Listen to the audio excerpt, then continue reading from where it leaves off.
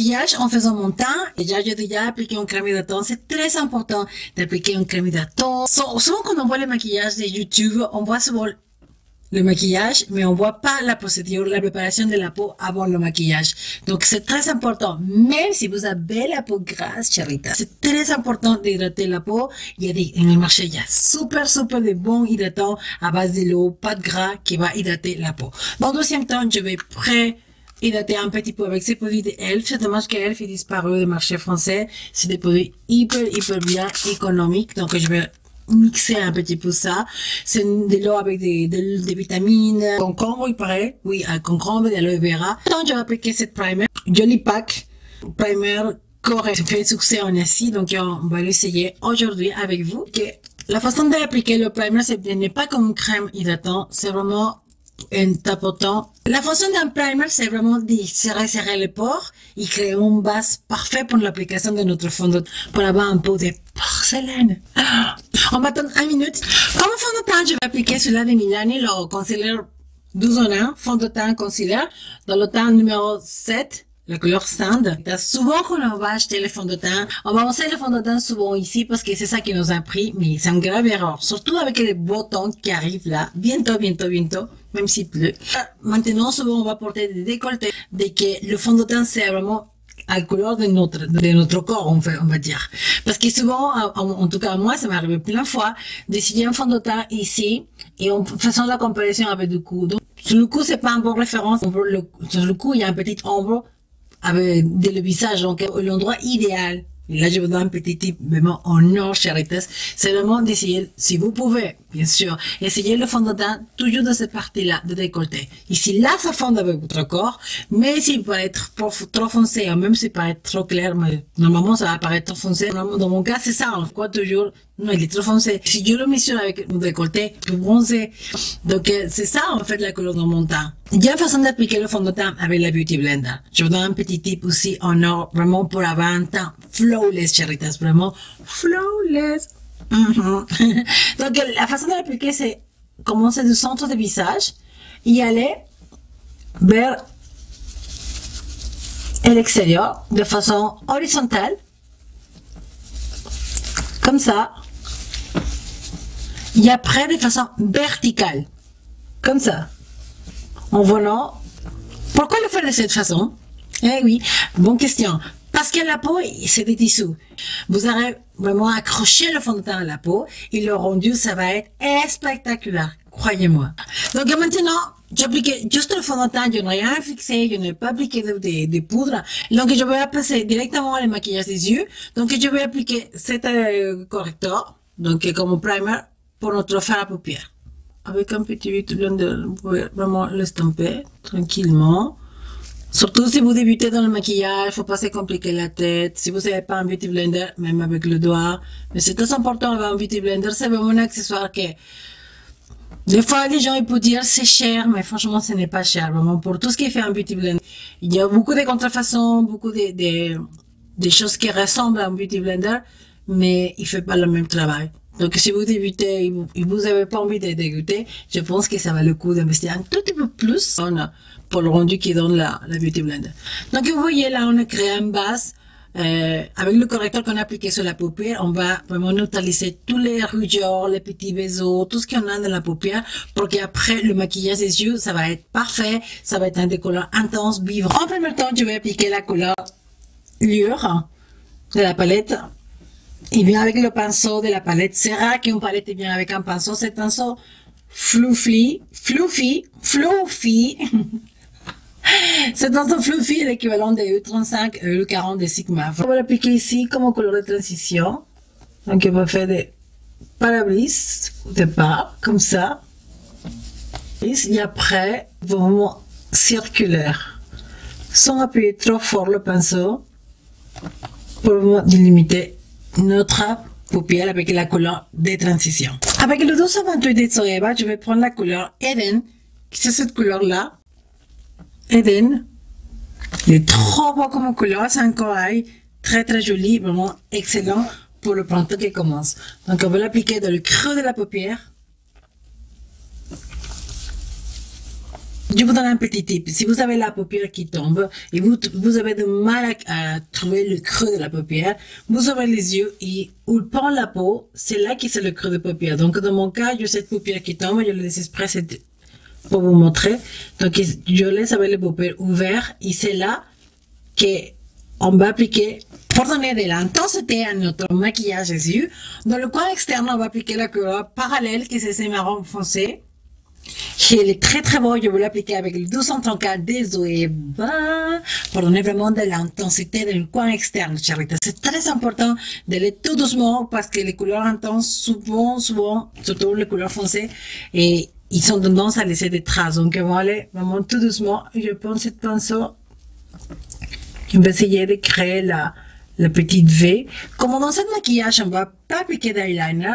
On va essayer de délimiter un petit peu les racines et en même temps créer de l'intensité dans le coin externe. Et avec ce pinceau, il est vraiment super pour créer cet effet un petit peu extérieur, un petit peu allonger le regard pour vraiment créer un regard très, très tchétchi. Donc au départ, on tapote un petit peu. Je fais la petite V, un petit peu inversée, comme ça.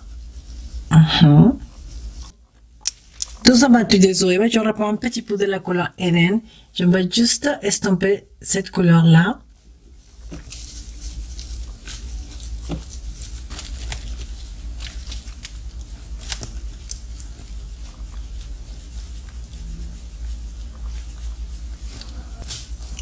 Donc je vais prendre un petit peu de la couleur Eden encore pour créer de l'intensité. Pour estomper un petit peu le bord et intégrer la couleur marron dans notre maquillage. On va appliquer la couleur Trône. Cette couleur-là,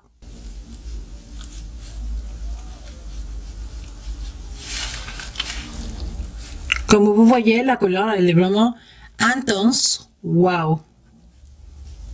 C'est vraiment hyper pigmenté comme couleur. C'est juste magnifique, magnifique. Donc on va juste créer une petite transition ici pour délimiter un petit peu la couleur Trône. Je vais juste modifier un petit pinceau plat et je prends la couleur lucide de la palette juste pour donner lumière dans le coin interne des yeux.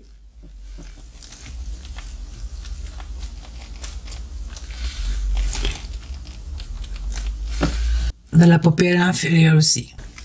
On va appliquer la couleur Trône. L'autre bout de la pinceau de la palette.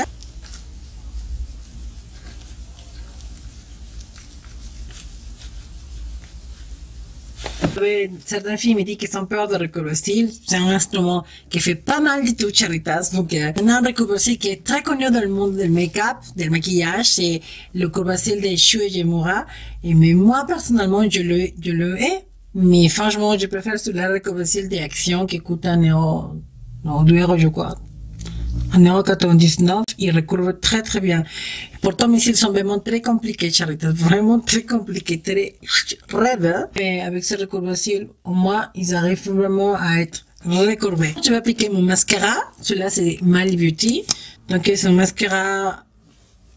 Le pinceau, il est un peu encourbé et ça aide vraiment à avoir une très jolie courbe. Si vous êtes des chanceuses d'avoir des jolies cils très longues, très fournies, très recourbées, voilà, avec le mascara, ça suffira. Ce n'est pas mon cas, Charita, c'est pour ça que je fais toujours recours à mes fossiles. Fossiles? Et pas fossiles. Jugez vous-même. C'est le moment de faire notre sourcil. Je vais utiliser pour ça mon crayon de Benefit, le numéro 04. Je commence toujours de la moitié de mes sourcils. On va dire ici.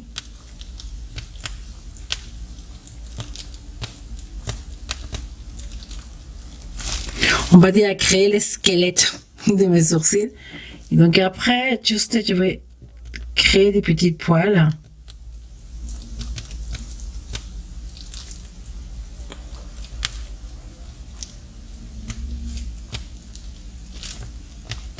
voyez, pour moi, en tout cas, les sourcils déjà assez comme ça, c'est assez délicat, c'est féminin, c'est pas des sourcils très épais.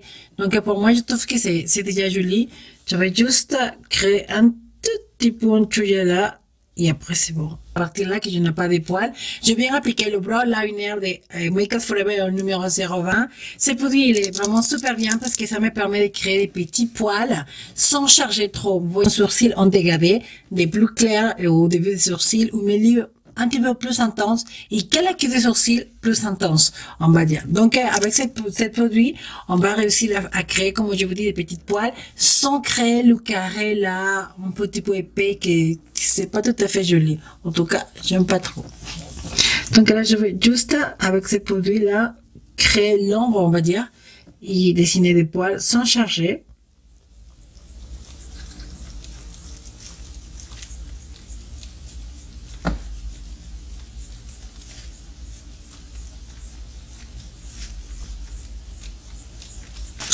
Comme je vous dis, si on répète encore, c'est très subtil, mais le maquillage, c'est vraiment un jeu de lumière, vraiment, ça joue beaucoup sur ça, et les faire, surtout en tout cas des sourcils. C'est très important que ça soit subtil, que ça présent, mais pas trop flagrant. On va dire, je sais pas si vous me comprenez bien, j'espère en tout cas. Chose à savoir, Charita, c'est que les sourcils, c'est des cousines, mais ils ont pas des sœurs jumelles. Essaye avec le maquillage de réussir à faire quelque chose de vraiment pareil. C'est ça qui est dans l'air naturel, le maquillage des sourcils. On va corriger maintenant notre cerne. Je vais expliquer cette cerne. Cela c'est des Mali dans le, on va dire, on va corriger juste les cernes qui sont un petit peu plus intenses. Donc je vais faire un petit peu pour avoir le nez un petit peu plus fin ici, juste un petit peu comme ça. Normalement ils disent qu'à partir de la quarantaine il faut pas faire le triangle inversé, mais moi franchement je n'ai pas beaucoup de signes d'expression, on va dire. Donc, je peux me le permettre. Mais si vous êtes très signé, vous avez beaucoup de signes d'expression, je vous recommande pas beaucoup. C'est juste un petit peu là pour corriger les cernes. Mais si vous n'êtes pas signé, vous ne faut pas s'en priver de faire les choses. Ça, je trouve que c'est une grave erreur. Ils disent vraiment, ah, vous avez quel âge? 40 ans, vous faut pas faire ça, vous savez pas faire ça. Vous avez, je vous dis quelque chose, ma grand-mère, elle a 98 ans. Et elle parle encore du tout, quoi. Du tout, quoi. Donc, je pense que là, c'est vraiment une question des chiffres, quoi. Vraiment. Donc, je vais faire un petit peu là. Mon arc des cupidons. Un petit peu mon menton pour le faire sortir un petit peu plus, on va dire. Un petit peu ici, dans le centre de mon front. J'aime bien illuminer cette partie-là pour équilibrer, on va dire, mes traits. Et je vais juste faire un petit trait ici, bien droit, juste pour illuminer le centre de mon visage. Donc, si vous n'aimez pas trop les corrections, vous pouvez pas le faire, vous sautez cette pas. Moi, j'aime bien dans mon maquillage faire beaucoup de corrections au niveau un petit peu du centre de mon visage pour donner de la lumière. Donc, je vais juste le modifier un petit peu avec ce produit-là, que ça va aider vraiment à estomper. Faut jamais tirer, sinon vous allez soulever déjà le fond de teint, tout. Faut vraiment tapoter comme de cette façon. Tapoter, tapoter, tapoter, tapoter, tapoter. Alors, si vous avez beaucoup de signes d'expression, des fois, ça arrive, je vous recommande de regarder vers le haut et faire ça. Vous voyez, ça illumine tout avec la poudre de Make Up Forever HD en banane. Et cette poudre vraiment, elle est wow. J'ai testé des poudres vraiment HD, mais celle-là vraiment hyper spéciale.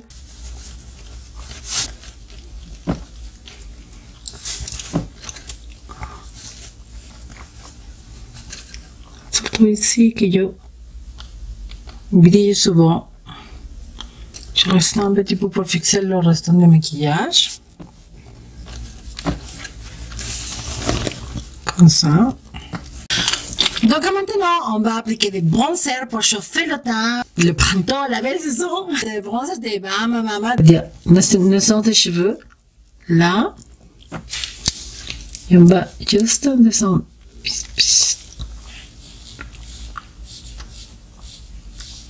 Et après, on détend le pinceau et tout doucement, on va commencer à estomper tout doucement vers le haut. Tout simplement.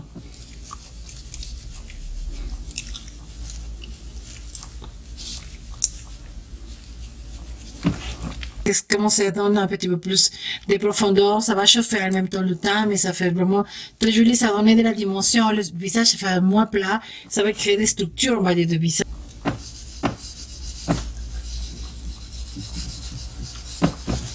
Juste pour donner un petit peu plus de structure à notre visage. Si vous avez des doubles mentons, attention charité, si vous avez le double menton qu'on n'aime pas, donc on va corriger un petit peu d'ici, de unir l'oreille jusqu'ici un petit peu, tout le mâchoire comme ça, d'accord, et après vous descendez pour cacher un petit la manche double menton comme ça.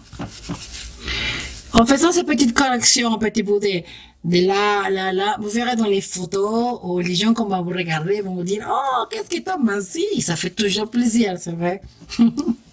Donc, vous verrez, si vous préparez pour un shooting photo, ou même pour votre selfie, attention, pour les selfies, ça va faire très, très joli. Donc, comme je vous dis, comme ça, vers le haut, jamais vers le bas. Jamais estomper vers le bas, parce que sinon, ça va faire plus vieille, ça va faire moche, ça va donner tout l'effet contraire. Donc, toujours vers le haut. Comme je vous dis, on va chauffer bien le teint comme ça. Et pour cacher le double menton. Place maintenant au blush. Donc, moi, je vais appliquer des stylos d'art. Un blush très subtil. Donc, on va prendre juste un tout petit peu, juste pour finir de sculpter notre joue. Wow, regardez.